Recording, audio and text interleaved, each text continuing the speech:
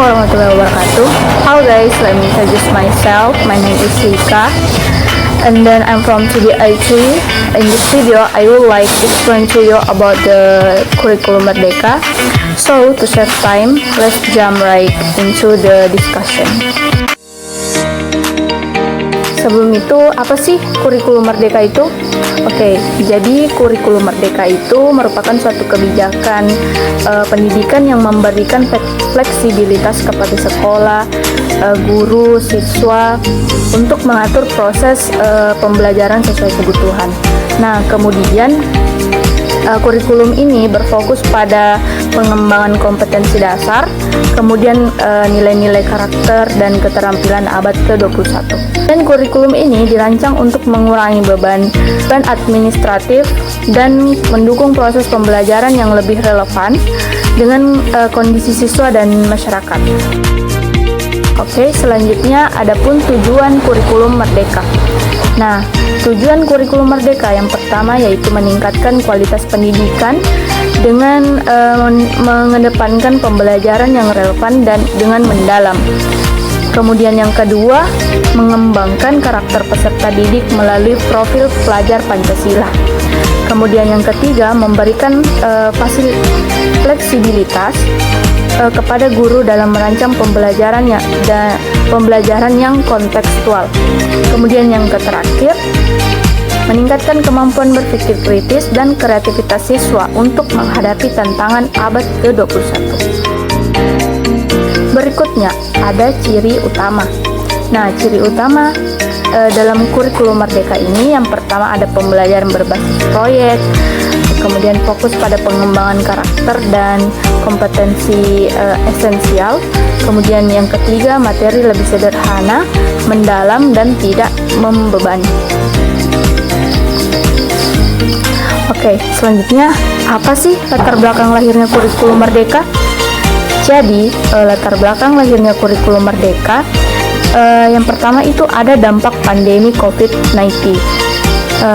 Nah, pandemi ini mengungkap tantangan dalam pembelajaran seperti keterbatasan akses teknologi dan kebutuhan akan pembelajaran mandiri. Kemudian selanjutnya ada kritik terhadap kurikulum sebelumnya seperti kurikulum 2013 yang dianggap terlalu kaku atau terlalu fokus pada akademik dan kurang relevan dengan dunia nyata. Kemudian kebutuhan kompetensi abad 21 yang dimana dunia kerja dan kehidupan modern membutuhkan keterampilan berpikir kritis, kolaborasi, kreativitas dan komunikasi atau biasa disebut dengan 4C. Kemudian fleksibilitas sekolah yang dimana ini memberikan ruang lebih besar kepada sekolah untuk berinovasi sesuai dengan konteks lokal. Nah, selanjutnya ada juga nih perbedaan kurikulum Merdeka dengan kurikulum sebelumnya. Nah, dapat kita lihat di atas ada beberapa aspek yang membedakan antara kurikulum 2013 ini dengan kurikulum Merdeka. Nah, dapat kita lihat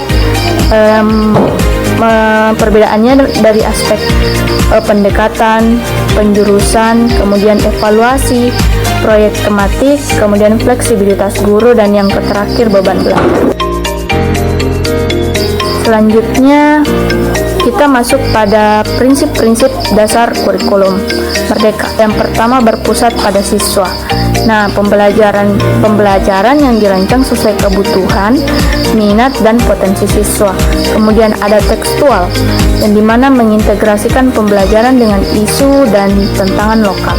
Dan yang ketiga inklusif, yang dimana mengakomodasi sesuai semua latar belakang siswa tanpa diskriminasi. Kemudian fleksibel, guru dan sekolah dapat mengatur metode pembelajaran dan kurikulum sesuai kebutuhan.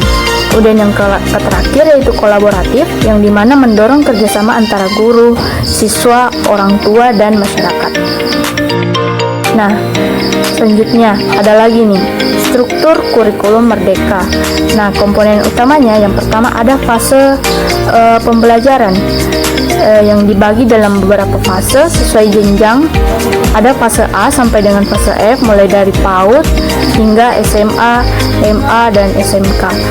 Yang kedua, ada capaian pembelajaran atau CP, kompetensi yang harus dicapai oleh siswa di setiap fase.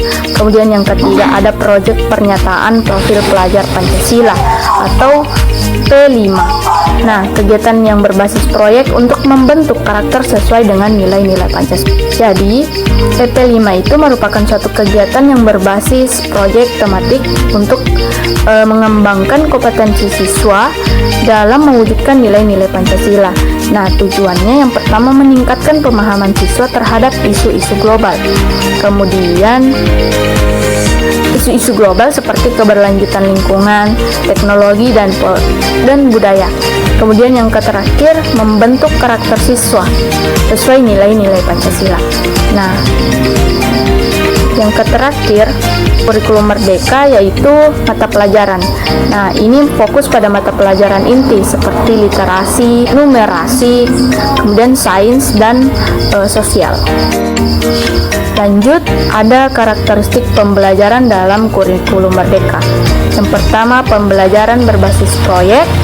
Nah, ini fokus pada pengalaman langsung siswa dalam menyelesaikan permasalahan nyata.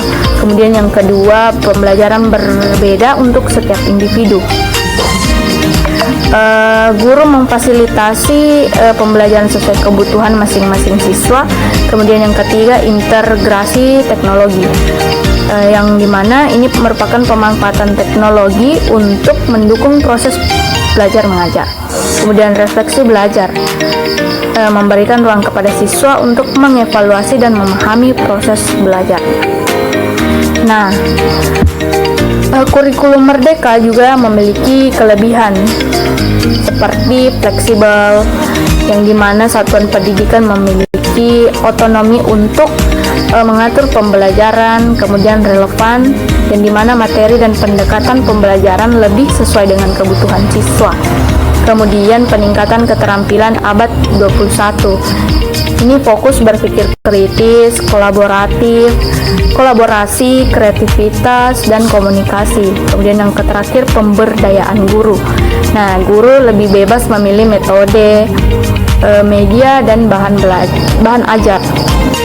Selain kelebihan, ada juga nih tantangan implementasi kurikulum merdeka.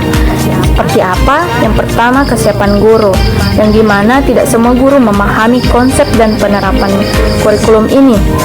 Kemudian fasilitas pendukung seperti ketersediaan sarana belajar berbasis teknologi masih belum merata. Kemudian pemahaman orang tua, di mana ini dibutuhkan sosialisasi kepada orang tua agar mendukung pembelajaran. Selain tantangannya, ada juga solusinya seperti pelatihan intensif untuk guru, penyediaan sumber daya belajar digital, kemudian pendampingan sekolah secara bertahap. Jadi kesimpulan dari kurikulum merdeka ini yaitu merupakan langkah besar menuju pembelajaran yang lebih relevan, fleksibel, dan berpusat pada siswa. Jadi implementasi yang sukses membutuhkan kolaborasi antara pemerintah, guru, sekolah, siswa, dan masyarakat. Mungkin hanya itu dari saya. Saya minta maaf apabila ada kekurangan atau kesalahan kata.